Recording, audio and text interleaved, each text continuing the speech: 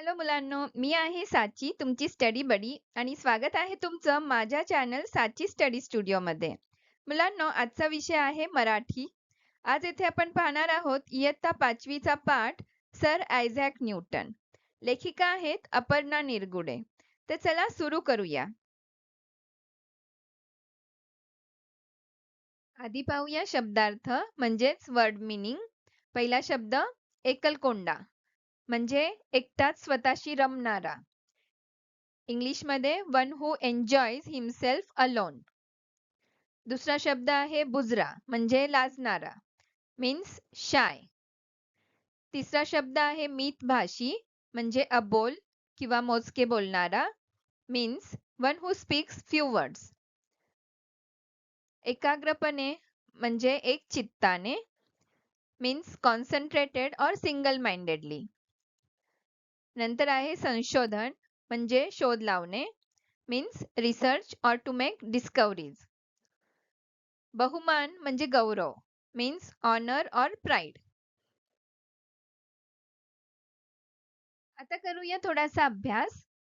पाहूया काही संशोधक व त्यांचे शोध म्हणजे सायंटिस्ट व त्यांचे इन्व्हेन्शन्स. 1. न्यूटन, शोध आहे गुरुत्वाकर्षण. 2. राईट बंधू, शोध आहे विमान. 3. जी माकोर्नी, शोध आहे रेडिओ. 4. जॉन बेअर्ड, शोध आहे टेलिव्हिजन. 5. अलेक्झांडर ग्राहम बेल, शोध आहे टेलिफोन. 6. मॅकमिलन, शोध आहे सायकल. आणि 7. जेम्स वॅट, शोध आहे वाफेचे इंजिन. प्रश्न अ, समानार्थी शब्द लिहा. 1. एकलकोंडा म्हणजे एकांतप्रिय, ज्याला एकटं राहायला आवडतं असा. 2. बुजरा म्हणजे भिडस्त किंवा लाजणारा. प्रश्न दुसरा, विरुद्धार्थी शब्द लिहा. अशक्त, सशक्त किंवा सुदृढ. 2. आवडता, नावडता. 3. छोटी, मोठी. 4. दूर, जवळ.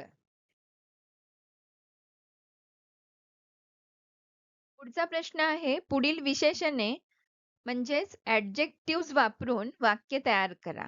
नामाबद्दल जे शब्द विशेष माहिती सांगतात त्या शब्दांना विशेषण असे म्हणतात. पहिलं विशेषण आहे मितभाषी म्हणजे कमी बोलणारा किंवा मोजकच बोलणारा.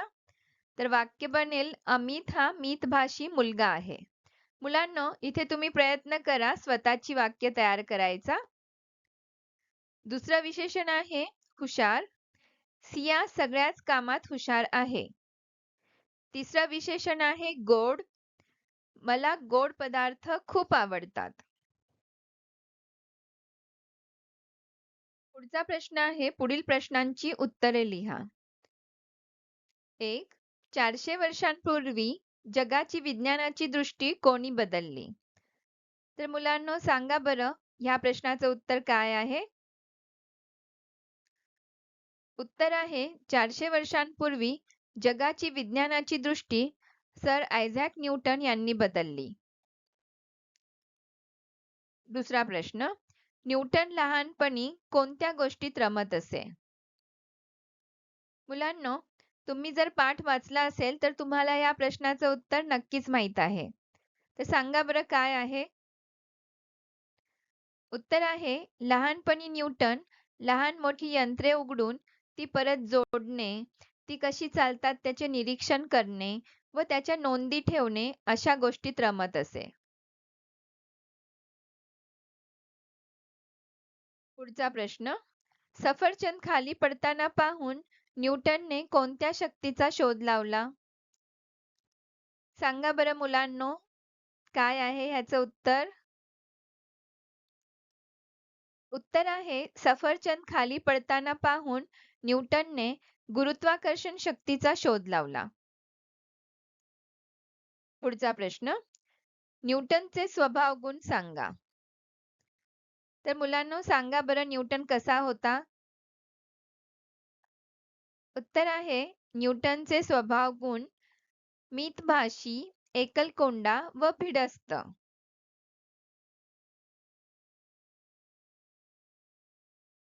पुढचा प्रश्न आहे पुढील वाक्यातील क्रियापदे ओळखा व लिहा. पहिलं वाक्य गाय दूध देते. क्रियापद आहे देते. क्रियापद म्हणजे ॲक्शन वर्ड. दुसरं वाक्य आम्ही रोज शाळेत प्रार्थना म्हणतो. इथे क्रियापद आहे म्हणतो. तिसरं वाक्य मुलांनी नेहमी खरे बोलावे. इथे क्रियापद येईल बोलावे. चौथं वाक्य आमच्या संघाने ढाल जिंकली. क्रियापद येईल जिंकली. पुढचा प्रश्न आहे कंसातील योग्य शब्द निवडून रिकाम्या जागा भरा. शब्द दिलेले आहेत एस्थ, स्मारक, गणिताचा आणि मितभाषी. पहिलं वाक्य आहे सर आयझॅक न्यूटन यांचा जन्म इंग्लंडमधील टिंबटिंब गावी झाला. तर मुलांनो सांगा काय बरं उत्तर आहे याचं? उत्तर आहे एस्थ. सर आयझॅक न्यूटन यांचा जन्म इंग्लंडमधील एस्थ गावी झाला. दुसरं वाक्य कॉलेजमध्ये असताना टिंबटिंब प्राध्यापक म्हणून न्यूटनची निवड झाली. सांगा बरं त्यांची कुठले प्राध्यापक म्हणून निवड झाली होती? उत्तर आहे गणिताचा. कॉलेजमध्ये असताना गणिताचा प्राध्यापक म्हणून न्यूटनची निवड झाली. तिसरं वाक्य आयझॅक खूप बुद्धिमान पण टिंबटिंब होता. मुलांनो सांगा बरं न्यूटन कसे होते? उत्तर आहे मितभाषी. आयझॅक खूप बुद्धिमान पण मितभाषी होता. पुढचं वाक्य आहे न्यूटनच्या मृत्यूनंतर त्याच्या घराचे राष्ट्रीय टिंबटिंब करण्यात आले. तर मुलांनो सांगा काय करण्यात आले होते? उत्तर आहे स्मारक. न्यूटनच्या मृत्यूनंतर त्याच्या घराचे राष्ट्रीय स्मारक करण्यात आले. आता ही सर्व उत्तरे पुन्हा एकदा पाहूया. पहिलं वाक्य सर आयझॅक न्यूटन यांचा जन्म इंग्लंडमधील एस्थ गावी झाला. 2. कॉलेजमध्ये असताना गणिताचा प्राध्यापक म्हणून न्यूटनची निवड झाली. तिसरं वाक्य आयझॅक खूप बुद्धिमान पण मितभाषी होता. 4. न्यूटनच्या मृत्यूनंतर त्याच्या घराचे राष्ट्रीय स्मारक करण्यात आले. पुढचा प्रश्न आहे खालील शब्दांचे अर्थ लिहा. 1. मितभाषी म्हणजे अबोल किंवा मोजके बोलणारा. 2. बहुमान म्हणजे गौरव. 3. एकलकोंडा म्हणजे एकटाच स्वतःशी रमणारा. 4. संशोधन म्हणजे शोध लावणे. 5. एकाग्रपणे म्हणजे एकचित्ताने. 6. बुजरा म्हणजे लाजणारा. पुढचा प्रश्न आहे एका वाक्यात उत्तरे लिहा. 1. न्यूटनने कोणता शोध लावला? सांगा मुलांनो न्यूटनने कुठला शोध लावला? उत्तर आहे न्यूटनने गुरुत्वाकर्षणाचा शोध लावला. दुसरा प्रश्न न्यूटनचा आवडता विषय कोणता होता? सांगा पटकन. उत्तर आहे न्यूटनचा आवडता विषय गणित होता. तिसरा प्रश्न न्यूटनने कोणता सिद्धांत मांडला? उत्तर आहे न्यूटनने गुरुत्वाकर्षणाचा सिद्धांत मांडला. पुढचा प्रश्न समानार्थी शब्द लिहा. 1. प्रकाश, उजेड. जमीन, भूमी. पुढचा प्रश्न विरुद्धार्थी शब्द लिहा. प्रश्न, उत्तर. खाली, वर. पुढचा प्रश्न आहे खालील वाक्यातील क्रियापद ओळखा व लिहा. पहिलं वाक्य न्यूटनने शांतपणे कागदपत्रे पुन्हा लिहून काढली. मुलांनो, क्रियापद म्हणजे ॲक्शन वर्ड्स किंवा वर्ब्स. तर ह्यामध्ये सांगा बरं काय आहे क्रियापद? उत्तर आहे काढली. दुसरं वाक्य, मात्र मैदानावर पळत सुटला. सांगा बरं काय असेल उत्तर? क्रियापद काय आहे? उत्तर सुटला. तिसरं वाक्य, त्याने वाऱ्याच्या दिशेने उडी मारली. सांगा बरं इथे कुठली क्रिया झालीये? काय असेल मग क्रियापद? उत्तर आहे मारली. पुढचा प्रश्न आहे, खालील वाक्य वाचा व काळ ओळखा. काळ म्हणजे टेन्स. तर थोडक्यात आपण पाहूया काळाबद्दल.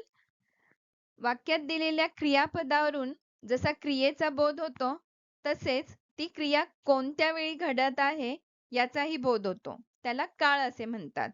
मुख्य काळ आहेत 3: वर्तमान काळ, भूतकाळ आणि भविष्यकाळ. वर्तमान काळ म्हणजे क्रियापदाच्या रूपावरून क्रिया आता घडत आहे असे जेव्हा समजते, तेव्हा तो वर्तमान काळ असतो. जसं उदाहरणार्थ, मी अभ्यास करतो. दुसरं, भूतकाळ म्हणजे क्रियापदाच्या रूपावरून क्रिया पूर्वी घडली आहे असे जेव्हा कळते, तेव्हा तो भूतकाळ असतो. उदाहरण, मी अभ्यास केला. आणि क्रियापदाच्या रूपावरून क्रिया पुढे घडेल असे जेव्हा कळते, तेव्हा तो भविष्यकाळ असतो.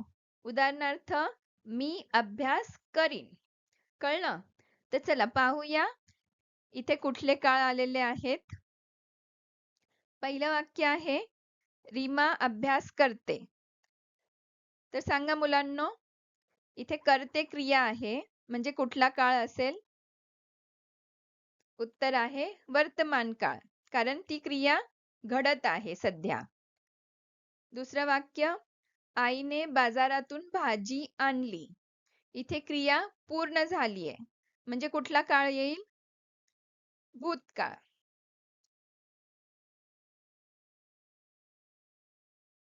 पुढचं वाक्य, उद्या मी गावाला जाईल.